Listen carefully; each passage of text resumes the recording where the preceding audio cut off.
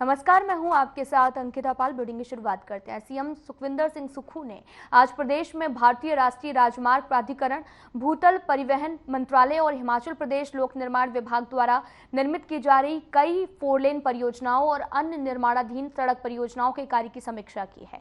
मुख्यमंत्री ने विभागों को विकासात्मक कार्यों में गुणवत्तापूर्ण सुनिश्चित करते हुए निर्धारित समय सीमा में पूरा करने के निर्देश दिए हैं। उन्होंने NHAI अधिकारियों को शिमला मटौर और मंडी पठानकोट सड़कों को पूर्ण रूप से 4 लेन में विकसित करने के निर्देश दिए ताकि यात्रियों को आरामदायक यात्रा की सुविधा मिल सके। राज्य सरकार कांगड़ा जिला को राज्य की पर्यटन राजधानी के रूप में विकसित कर रही है। दोनों 4 लेन परियोजनाएं पर्यटन गतिविधियों को बढ़ावा देने में महत्वपूर्ण साबित होंगी और उन्होंने दोनों 4 लेन परियोजनाओं की भी सुंदरता बढ़ाने और अनावश्यक रूप से पहाड़ियों को काटने के भी सुरंगों के निर्माण पर बल दिया है। उन्होंने कहा कि 4 लेन परियोजना के पूरा होने के बाद यात्रियों के समय और धन की बचत होगी।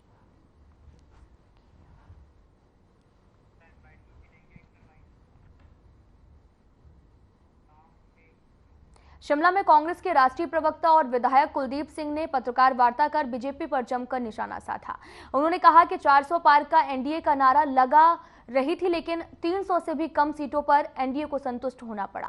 देश में एनडीए सरकार बनने जा रही है, लेकिन साथ ही बैसाखियों के सहारे एनडीए सरकार ज्यादा दिन तक चल नहीं पाएगी।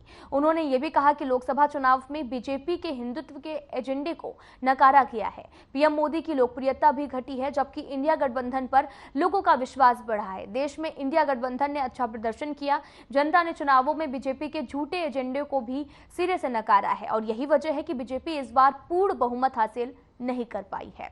इंडिया गठबंधन ने शानदार प्रदर्शन किया, जिसका श्रेय राहुल गांधी और गठबंधन के दूसरे नेताओं को जाता है। सरकार जो है शपथ लेने जा रही है और मोदी साहब तीसरी बार शपथ लेने जा रहे हैं और जिस आशा के साथ, जिस विश्वास के साथ भारतीय जनता पार्टी और एनडीए गठबंधन सत्ता में आना चाहता था, देश की जनता ने ऐसा नहीं होने दी।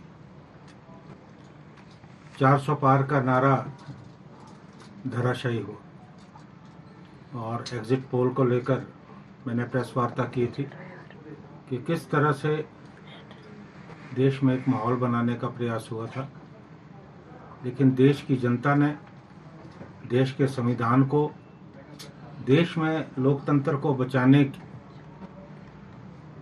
की मुहिम का समर्थन किया और भारतीय जनता पार्टी जो 400 पार का दावा कर रही थी, वो स्वप्न साकार नहीं हो सका।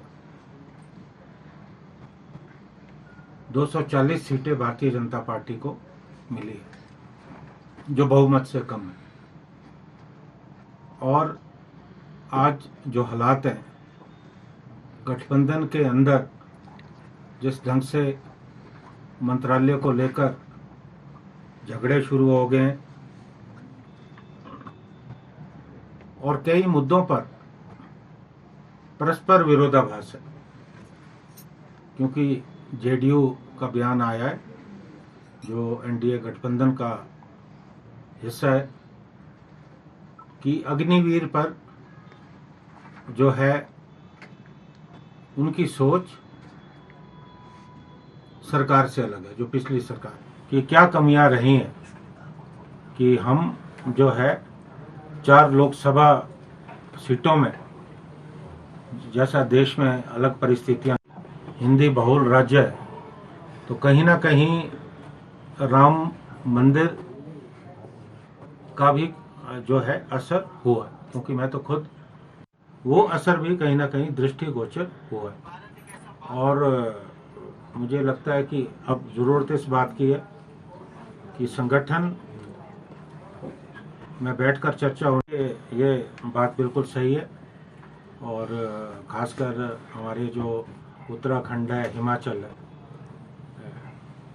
यहाँ पर ये हुआ, ये निश्चित तौर पे चिंता का विषय। स्थिति आने वाले समय में होगी तो निश्चित तौर पे जो इंडिया गठबंधन है वो सक्षम है। अगर ऐसी बात आती है तो इंडिया गठबंधन। सर, देश भर में इंडिया गठबंधन ने अच्छा परफॉर्म किया है, लेकिन हिमाचल प्रदेश में कहाँ कमी रह गई? क्योंकि सरकार भी कांग्रेस की थी, ऐसे में बढ़त भी केवल रसाकसी शुरू होगी। और जिस ढंग से पिछला कार्यकाल रहा और जो निर्णय जो है थोपे गए वो चलने वाला नहीं है।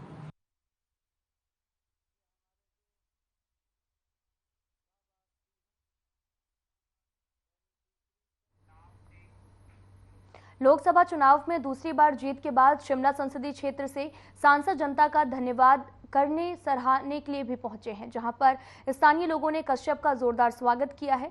इस मौके पर सांसद सुरेश कश्यप ने प्रधानमंत्री नरेंद्र मोदी और पार्टी अध्यक्ष जेपी नड्डा सहित पार्टी के शीर्ष नेतृत्व और प्रदेश नेता प्रतिपक्ष जयराम ठाकुर सहित प्रदेशाध्यक्ष डॉक्टर राजीव बिंदल का भी आभार जताया। कश्यप ने कहा कि पश्चात की देवतुल्य जनता ने जो उन्हें चुनाव में सहयोग किया उसके लिए वो पश्चात की जनता के आभारी रहेंगे। साथ ही उन्होंने ये भी कहा कि सभी पार्टी कार्यकर्ता पदाधिकारी जिन्होंने दिन रात बीजेपी को विजय बनाने के लिए काम किया है, उन सभी का दिल की गहराइयों से आभार और धन्यवाद व्यक्त करता हूं। इस मौके पर पश्चात की विधायक रीना कश्यप और साथ ही मंडल अध्यक्ष नरेंद्र गोसाई के अलावा सैकड़ों लोग भी मौजूद रहे हैं।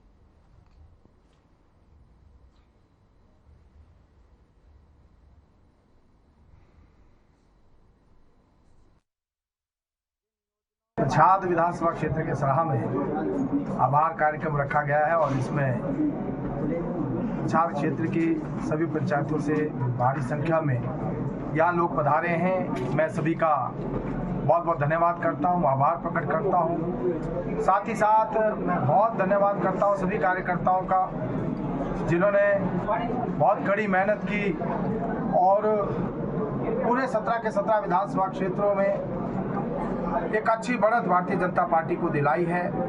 सभी कार्यकर्ता, उनकी मेहनत, उनका संघर्ष और जिस प्रकार से सभी ने मिलकर कार्य किया उसका नतीजा रहा कि 90,000 से ज़्यादा वोट 91,451 वोटों से भारतीय जनता पार्टी ने इस सीट को जीता है।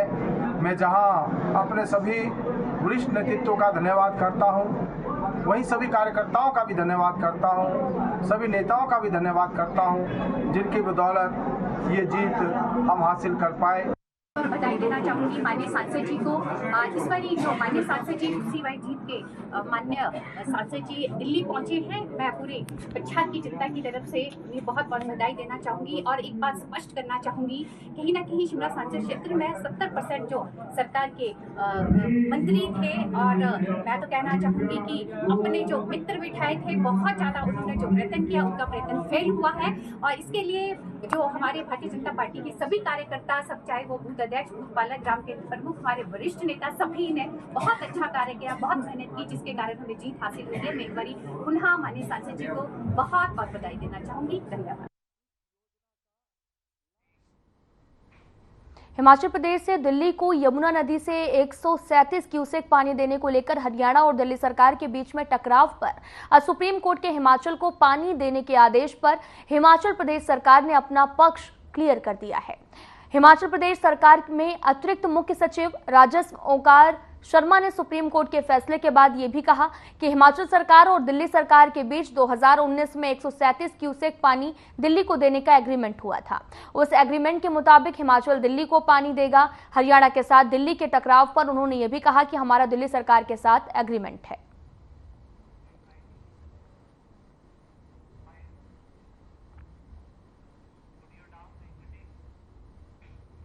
शिमला में 6 से 10 जून तक देश भर में 20 राज्यों के 1000 से अधिक डांस और ड्रामा कलाकार अपनी प्रस्तुतियों से लोगों का मनोरंजन कर रहे हैं। मशहूर टीवी कलाकार रोहिताज गौड़ की ऑल इंडिया आर्टिस्ट संस्था शिमला में 5 दिवसीय 69 वार्षिक डांस और ड्रामा प्रतियोगिता आयोजन करवा रही है। प्रतियोगिता में लगभग 24 नाट्य दल और साथ ही 260 नृत्य दल हिस्सा ले रहे हैं। जैसा कि आप जानते हैं, मेरे पिता सुदर्शन गौड़ शिमला के ही थे, हम शिमला के ही रहने वाले हैं। मेरे पापा जो है वो एक्साइज एंड टैक्सेशन डिपार्टमेंट में थे, लेकिन साइड बाय साइड वो अपनी एक एसोसिएशन चलाते थे जिसका नाम है all India artist association. Balraj Sahni, Madan Puri, Prem Chopra साहब से इसके साथ मिलकर ये फॉर्म की गई थी। प्रेम चोपड़ा साहब भी यहीं के थे, आपको पता है। तो 1955 से लेकर लगातार हम कार्यरत हैं और इसके तहत हम न केवल शिमला में बल्कि पूरे भारतवर्ष में ड्रामा डांस प्रतियोगिताएं ऑर्गेनाइज करते हैं। बहुत सारे थिएटर को, रंगमंच को लेकर सेमिनार्स ऑर्गेनाइज करते हैं। बहुत सारे रंगमंच और थिएटर चुनेंगे, जैसे हिंदुस्तानी रंगमंच की भारत में स्थिति, जो हिंदी रंगमंच है, आप जानते हैं हिंदी रंगमंच की स्थिति हिंदुस्तान में इस समय क्या है। तो इसको लेकर हम वार्तालाप होगा हमारा, जो भी वहां पर मौजूद होंगे, भारती जी। पहली बार शुरू कर रहे हैं, ये फर्स्ट टाइम हम शुरू कर रहे हैं, क्योंकि इस तरह का सेमिनार्स होने बहुत जरूरी है ताकि हमें पता चले कि आखिर हम कहाँ स्टैंड कर रहे हैं मराठी रंगमंच, बंगाली रंगमंच के सामने, जो कि एमेचर होते हुए भी प्रोफेशनल है, उससे पैसा कमाया जाता है। लेकिन हिंदी रंगमंच में आज भी हम लोग उस स्तर पर नहीं है जहां पर हमें होना चाहिए।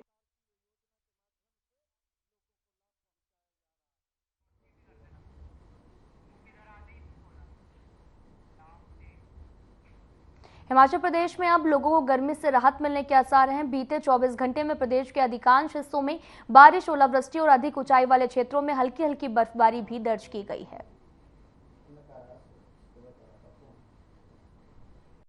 देखिए, पिछले 24 घंटों में प्रदेश के अधिकांश हिस्सों में बारिश हुई है और एक्सट्रीम हाई रीचेस पे बर्फबारी हल्की सी हुई है। आगे का ऐसा है कि जो मध्यम और ऊंचाई वाले जो क्षेत्र के जो जिले हैं वहाँ पे हल्का बारिश और बर्फबारी हो सकती है, लेकिन बाकी प्रदेश में आमतौर पर मौसम जो है साफ रहेगा, ठीक रहेगा। और जो मैदानी इलाकों के जो जिले हैं, जिसमें ऊना है, बिलासपुर, सोलन, सिरमौर के एरियाज, वहाँ पे तापमान बढ़ सकते हैं, वहाँ पे 40+ तापमान भी जा सकते हैं। लेकिन बाकी जो ऊंचाई वाले एरिया है वहाँ पे आमतौर पर मौसम जो है या तो साफ रहेगा या वहाँ पे हल्की बारिश हो सकती है। और तापमान जो है, जैसे मैंने कहा कि ऊपर तो कम ही रहेंगे, लेकिन नीचे जो है जो मैदानी इलाके वहाँ पे बढ़ सकते हैं। ओवरऑल जो है हीट वेव कंडीशन से निजात मिल चुका है। अब जो है अब हीट वेव कंडीशन कहीं नहीं है, सिर्फ बिलासपुर, ऊना, यहाँ पे 40+ या 40 के आसपास तापमान है। और तापमान में जो है न्यूनतम तापमान में 3 डिग्री के आसपास अंतर पड़ा है और मैक्सिमम टेम्परेचर में भी कमी आई है पिछले 24 आवर्स में। शिमला की अगर बात करें कि यहाँ बारिश का अभी